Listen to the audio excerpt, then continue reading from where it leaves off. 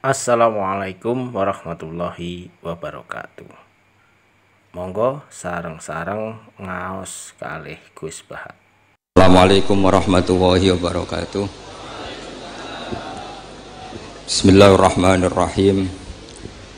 Tabarakalladzi nazzala al-furqana ala 'abdihi liyakuna lil 'alamin nadhira. Allahumma shalli wa sallim ala sayyidina Maulana Muhammad wa ala alihi wa sahbihi asma'in, nama ba'du. Al-Mukarram sedanten keluarga besar Kiai Haji Hamid bin Abdillah bin Umar, wabil khusus paman kawula Kiai Haji Idris, ingkang kula hormati Kiai Haji Agus Ali Masyuri, Gus Zofur, Gus Sipul, sedanten mawon ingkang kula hormati para hadirin. Ini nanti mungkin ada 3 audisi yang diperlombakan Mbak Idris. Mungkin Gus Zofur, saya, Gus Ali. Nanti yang menang yang terakhir karena mikir sing iso ngalahno piye.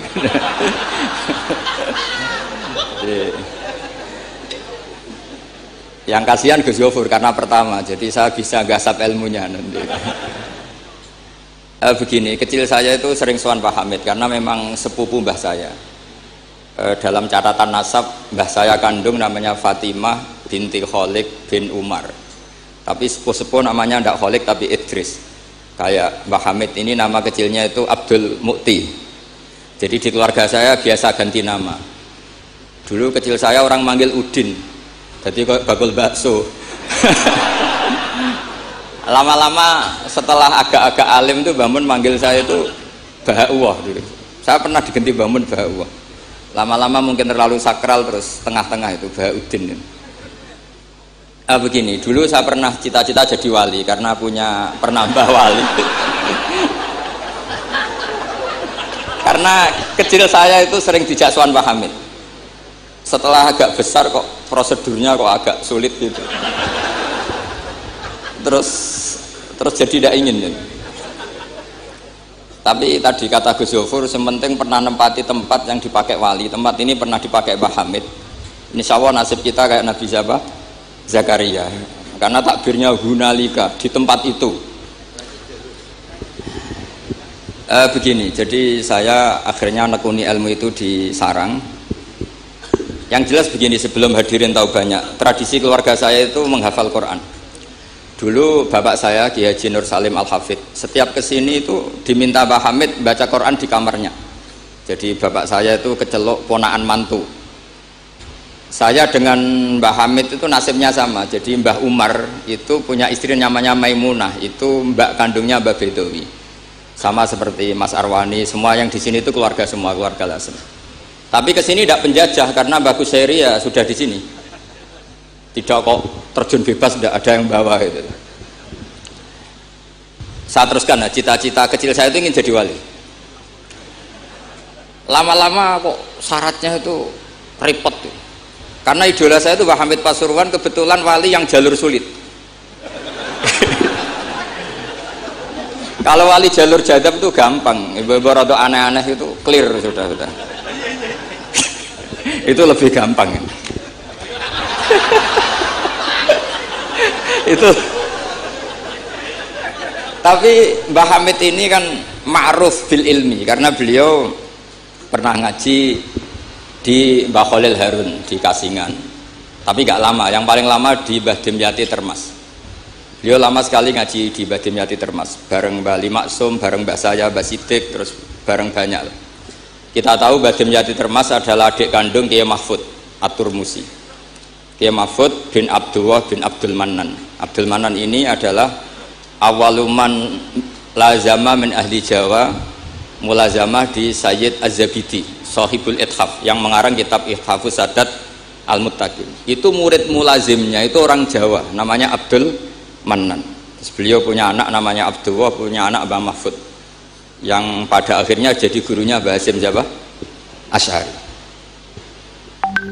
Mbah Mahfud ketika di Jawa, memang cerita wali itu syaratnya harus cerita grup. Ada grup WA wali itu ada, mulai dulu itu ada. Jadi wali itu syaratnya harus punya grup. Karena untuk legalitas wali itu harus disahkan wali. Nggak boleh wali diangkat menteri agama, Gus ya. Nggak boleh Gus. Kata beliau nggak boleh wali diangkat menteri agama. Yang angkat harus ketua wali. Ini Gus Ali seneng kalau nggak boleh. Jadi harus punya grup. Kenapa harus punya grup? Karena syarat kebenaran itu harus disepakati, harus konsensus bena ahlil haq. Kalau NU menamakan ahwa ahlul halli wal aqdi. Kenapa demikian? Ada standarnya.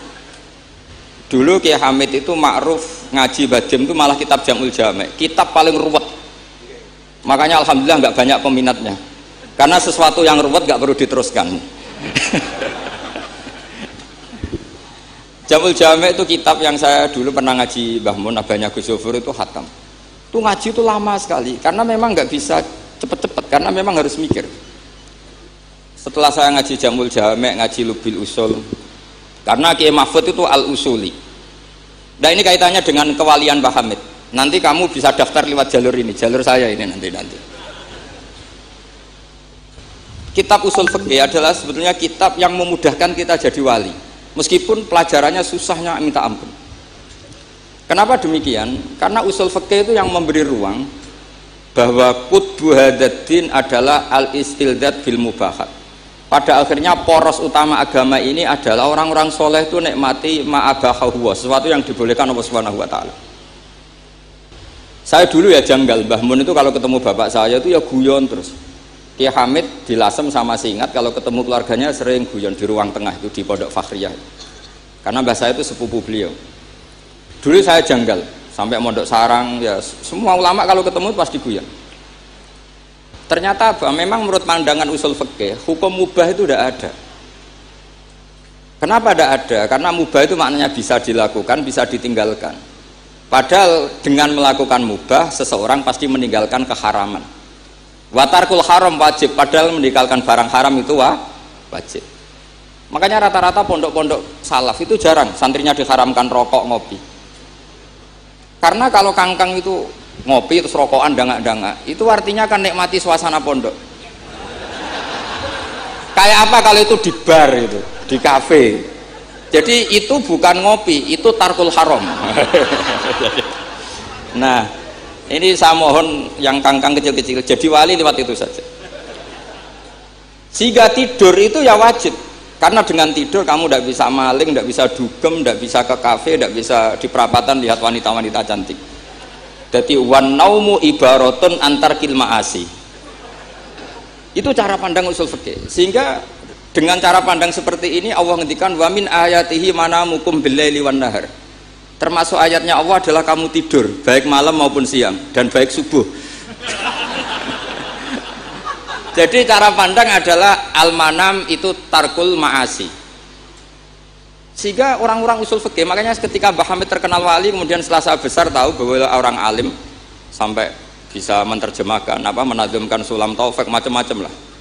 Yang saya kenang adalah saya ini itu, saya tak matur Mbak Idris, itu pernah Pak Alik saya ini apal diba, apal berjanji, apal burda.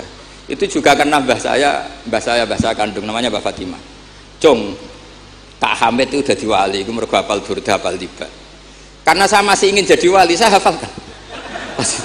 Akhirnya saya hafal. Saya tidak tahu ini kalau Gus Aziz ini hafal apa enggak. Padahal sarannya mantunya orang Islam harus hafal Gus. Ini kan. Jadi saya ini akhirnya saya hafal, sampai sekarang hafal. Tapi tidak untuk pidato, ya hafal saja. Kalau Pak Said Akil Sirat hafal terus ngendikan terus kalau pidato. Katanya kalau nggak hafal nggak NU katanya. Begini, saya ini termasuk pengagum wali-wali alim. Mimbenihim tentu Mbah Hamid. Pertama Mbah Mun terkenal wali itu juga diantaranya yang memaklumatkan itu Mbah Hamid. Ini ini ada Mas Arwani. Ketika Pak D. Taifur sama Mbah Hamid sama keluarga, beliau memutuskan sudah saya hanya sama keluarga. Ketika ada tamu dilihat sama Pak D. Taifur, itu siapa? Itu Gus Mun.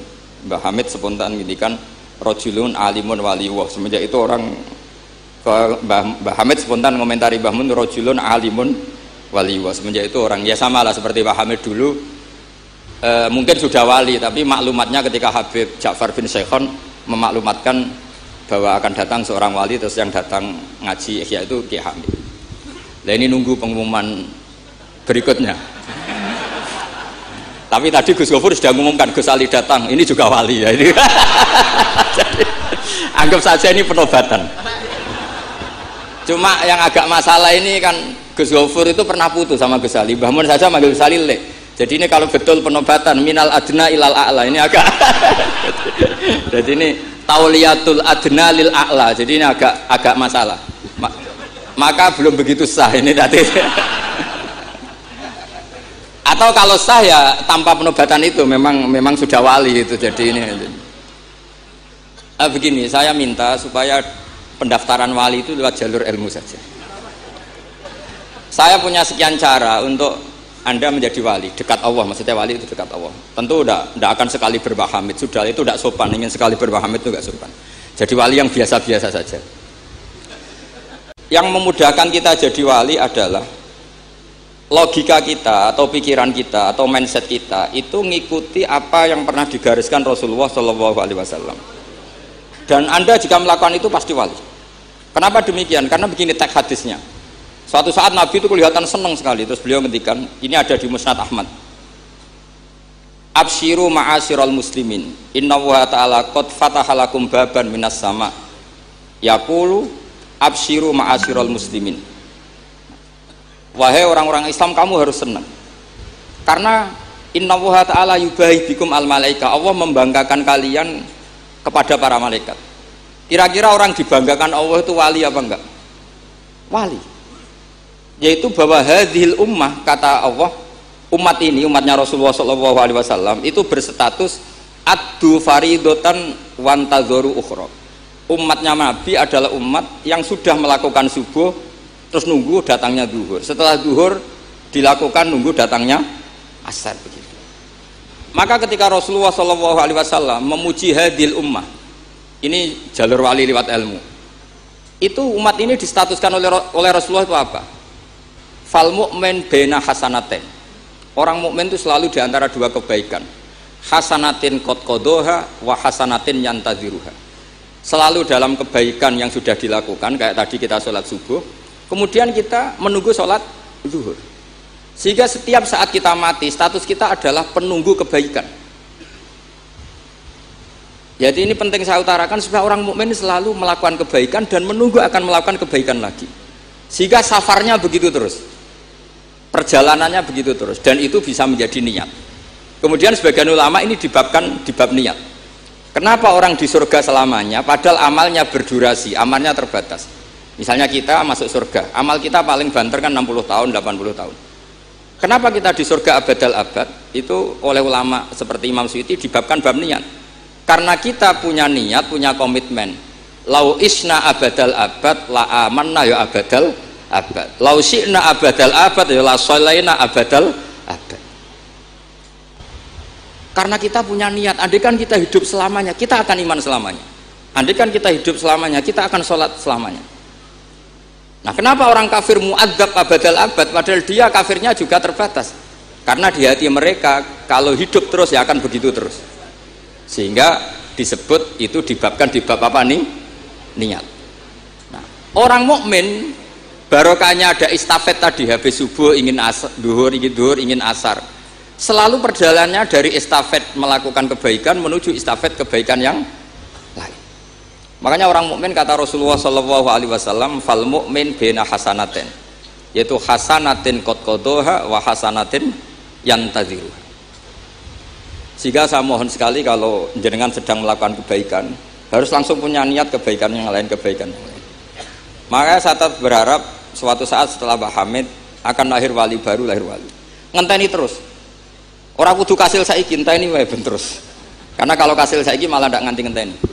Saya itu pernah kalah debat sama santri seumur-umur itu satu. Gus, jenengan sama saya itu masuknya surga cepat saya kan. Kenapa? Kata Rasulullah, man salaka tariqan yaltamisu fihi ilman sahalallahu lahu tariqan ilal jannah. Itu yang masuk surga itu yang masih mencari-cari. Kalau jenengan sudah ketemu itu enggak masuk hadis itu. Wah, kurang ajar betul itu orang itu. Jadi itu syaratnya harus masih mencari. Kalau sudah ketemu itu tidak masuk hadis itu, karena sudah ada yaltamisu fihi ilman. Ini saya ijazahkan kepada Gus-Gus yang muda. Saya ngijazahi Mbak Idris nggak berani. Tak ijazahkan ini sama Gus Aziz. Mbah Hamid dulu masyhurnya itu, supaya orang-orang tua ini yaltamisu fihi ilman. Itu yang orang-orang sepuh itu kalau sowan beliau disuruh ngapalkan Quran. Ada yang 2 tahun mati, 4 tahun mati. Sementing kata beliau, kata Mbah Hamid sini, sementing kowe nuju golek ilmu cum. Termasuk Pak De Bukhari yang orang Lasem itu juga ngapalkan Quran. Ada yang 6 juz mati, 9 juz mati. Karena Mbah Hamid ingin semua orang itu yaltamisu fihi ilman, bahwa dalam kehidupan ini mencari-cari apa? Ilmu. Meskipun beliau tahu secara teori nggak sampai umurnya. Makanya kalau suwun yang sepuh-sepuh ini juga terus daftar wali nanti, terus belajar. Tapi jangan buku yang menyesatkan. Nah, kenapa begitu? Karena ulama dulu tuh ingin semua orang itu melakukan hasanatin qad qadoha wa hasanatin yan tadziruha. Tapi Rasulullah karena tahu kalau orang terlalu kepedean itu masalah. Terus Nabi juga ngendikan wal mu'min baina makhofaten. Orang mukmin dalam ketakutan dua. Yaitu baina ajalin qad madha la yadri mawahu qadin fihi, mawahu saniun fihi. Wa baina ajalin qad baqiya la yadri mawahu qadin fihi. Itu betapa Rasulullah itu jami'ul kalim. Orang yang kalau ngendikan itu mudah difahami. Tapi kamu jangan selalu gembira, kamu itu punya 2 ketakutan, dihimpit 2 ketakutan, yaitu ketakutan masa lalu kamu, yang kamu tidak tahu Allah akan memperlakukan kamu kayak apa, dan ajal yang akan datang kamu juga gak pernah tahu nanti kamu diperlakukan Allah kayak apa. Makanya terus ulama-ulama kalau ngarang itu biasanya dibabkan kitabul khaufi war roja. Jadi rojaknya karena al mu'min baina hasanaten, yaitu hasanatin qad qadoha wa hasanatin yantaziruha. Tapi juga al mu'min baina makhofaten, baina ajalin qad madha la yadri mawahu saniun fihi wa baina ajalin qad baqiya la yadri mawahu qadin fihi. Sehingga orang Islam semuanya stabil, ada khauf, ada raja. Dan itu lagi-lagi di kitab Ihya, kitab yang dimulazamai Mbah Mun, dimulazamai Mbah Hamid. Saya sampai sekarang masih terus belajar Ihya. Nak ra iso yo ngerpek. Saya sampai sekarang masih ngerpek kitab Ithaf itu. Karena saya punya Ihya itu 4 kalau nggak 5, cetakan Toha Putra, DKI, Darul Hadis Al-Qahirah. Saya biasanya kalau kitab induk punya sampai 4 sampai 5. Nggak tahu kalau ibu induk nggak tahu itu punya, nggak tahu saya. Pokoknya kalau kitab induk itu saya punya sampai 4. Karena sering salah cetak. Kenapa dulu sering salah cetak begini? Kalau seorang ulama ngarang ditungguin muridnya. Imam Buaiti nulis, Imam Buzani nulis, Imam Robi nulis. Mungkin karena Imam Syafi'i ngendikan misalnya yas tasfid, mungkin yang satu nulis pakai shin, yang satu nulis pakai sod. Sehingga kitab sekecil takrib itu ada wafinu sotin gak ada. Nah, karena kalau sekarang kan enggak di komputer, kalau masternya sama ya sama. Terus kalau dulu enggak, wafi ba'din nusah gak ada, wafinu sotin gak ada, karena muridnya beda. Problemnya ya nanti kalau muridnya pas geloyor ya enggak karu-karuan. Makanya ada sanad, salah petik itu jadi mati. Ada santri yang nggak pati ngalim, kitabnya dia itu Hayatun Sauda Dawaun min Kulida. Jadi kelebihan titik. Akhirnya dia cari ular hitam, Hayat itu mana nih ular, Sauda itu hitam, Dawaun min Kulida, penyembuh dari segala penyakit. Karena kitabnya pakai titik 2, dia cari ular hitam. Kebetulan itu kobra.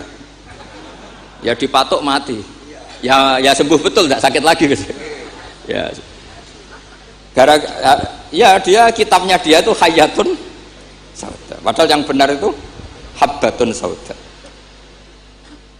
Jadi kalau salah titik itu resikonya seperti itu. Jadi Habbatun Sauda, kitabnya dia Hayatun Sauda. Nah berikutnya ini mungkin yang terakhir, ini trik jadi wali. Yang mintorikil ilm, seorang lagi mintorikil ilm. Banyak kitab menjelaskan bahwa Abu Yazid Al-Bustami itu tanya, ya Allah, orang sehebat saya itu siapa? Karena beliau itu ahli ibadah. Sama Allah dijawab oleh Hatif ya tentu. Kamu tidak usah tanya caranya Allah jawab gimana. Tidak wali itu tetap nggak bisa tuh. Jadi wali dulu nanti tahu sendiri. Ditunjukin temannya yang pinggirnya itu loh, teman kamu yang tidur. Kenapa ya Allah? Ini orang sama saya husnudzon, tahu bahwa saya ini baik sekali, makanya ditinggal tidur. Kalau kamu ibadah terus, jadi ada gimananya gitu sama saya. Jadi kamu jadi wali yang jalur itu aja, yang apa? Ya husnudzon itu tadi. Sampai di Ihya itu ada makalah begini. Suatu saat zaman kalau sudah rusak, itu hatta yakuna ahsana a'malihim an-naum. Sehingga ngamal terbaik mereka itu tidur. Kenapa demikian? Saya pernah belajar juga sama bapak. Kalau bapak guyon tuh gini, kan di Hikam itu ada makalah gini. Manusia itu siapa? Kata Hikam, man kanat mahasinuhu masawiyah. Manusia itu orang yang kalau baik saja buruk, apalagi pas buruk. Jadi manusia itu man kanat mahasinuhu masawiyah, fa kaifa la takunu masawihi masawiyah. Manusia itu orang pas baik saja buruk, apalagi pas buruk. Terus tak tanya bapak, kalau niku Pak, imam masjid sing istiqomah, ya apa istiqomah? Tapi ono kemungkinan yen ra ikhlas nak dimami wong liya. Sama sih itu. Imam masjid ning desa-desa itu istiqomah, kadang niate ben gak kena wong liya. Sehingga banyak sehingga banyak alumni yang ngantri itu gak jadi imam karena sampai watuk, sampai pelo ora fasih tetep mau digenti. Dalile saking istiqomah. Tapi kita kan tidak tahu mergo ditindah wong liya apa enggak kan tidak pernah tahu. Jadi manusia itu mangkanat mahasinuhu masawiyah fa kaifa la takunu masawihi masawiyah. Nah begitu juga misalnya orang alim, saya ini kata orang banyak itu alim, baik kan, tapi akhirnya nggak sopan. Saya di atas Gus Zofur, di atas Gus Ali ini kan nggak sopan, makanya tak jamin ini nggak lama-lama, karena nggak sopan itu nggak boleh lama-lama gitu. Jadi orang itu apapun baiknya itu pasti ada sisi, itu guyonannya orang-orang alim dulu itu sampai gitu, man kanat mahasinuhu masawiyah fa kaifa la takunu masawihi masawiyah. Manusia itu orang yang saat baik saja ada buruknya, apalagi pas. Coba kamu fikir itu bagus karena ngeringankan hisab. Tapi ono tangga lara ra iso nulung, ono wong macam-macam ra iso nulung. Padahal fikir itu bagus. Allahumma ahyini miskinan wa amitni miskinan. Engko sugih, ya apik iso nulung wong macam-macam. Tapi mesti ono sombonge ora tak tulung ra urip kono. Terus sampean takok, "Lah carane piye, Gus?" Ngaku ra gurumu kok takoki. Tapi ini mau cerita. Jadi saya tolong siapapun yang jadi wali itu pikirannya harus niru ulama-ulama dulu. Ini yang terakhir bapak dapat ijazah dari Mbah Hamid itu gini, kalau mau ngaji atau baca apa, ya Allah saya niat kayak niatnya Syekh Abdul Qadir apa? Al-Jilani, itu masyhur itu ijazah Mbah Hamid. Karena kalau kita yang niat itu potensi salah, maka numpang niatnya Syekh Abdul Qadir Jilani. Setelah saya ngaji di sarang sama Mbah Mun, ternyata pola-pola itu dipakai. Daripada minta keliru, mendingan Allahumma inni as'aluka ma as'alaka bi abduka nabiyuka Muhammad wa asta'idzu bika masta'adza min habibika nabiyuka Muhammad. Karena sekali doa itu keliru, itu masalah. Di Hikam itu ada cerita lucu, itu masyhur itu. Ada seorang wali tapi hamal, tukang mangkul barang di karena dia seorang wali, setelah dapat makan satu piring cukup pulang dia, karena dia tidak ingin kaya. Setelah itu ibadah terus. Lama-lama matur, ya Allah saya ini seorang wali, konsentrasi saya hanya ibadah, ngapain harus kerja jadi hamal, tukang manol. Mbok kasih rezeki yang tanpa saya kerja. Singkat cerita sama Allah ditakdir dicurigai maling, terus dipenjara. Di penjara tiap pagi dapat makan, sore dapat makan. Terus tanya, ya Allah kenapa jadinya gini? Kan kamu minta rezeki tanpa kerja. Ya di penjara itu gitu. Nah, makanya semenjak itu wali-wali itu gak berani doa karena sekali salah itu masalah. Termasuk doa minta jadi wali itu efeknya punya istri cerewet kata Gus Zofur. Karena itu satu paket katanya. Jadi wali tadi saya bikin 3 tip, Gus Zofur juga tipnya lebih keras lagi. Syaratnya harus punya istri apa tadi? Cerewet. Ya, wassalamualaikum warahmatullahi wabarakatuh. Matur suwun Gus Baha, mugi-mugi sedaya umat saged ngibadah kanthi ikhlas, bahagia dan gembira. Islam itu indah, Islam itu mudah. Matur suwun. Assalamualaikum warahmatullahi wabarakatuh.